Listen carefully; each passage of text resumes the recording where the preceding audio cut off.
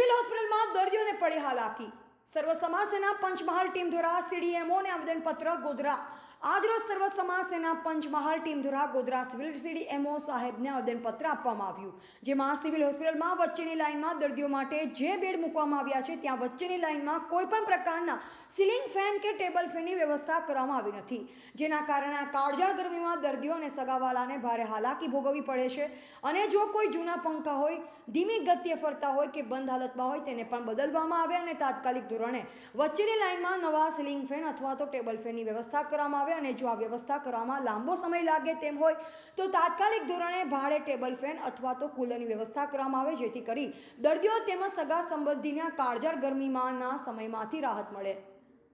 Reporter Deepak Tiwari, Panchmahal.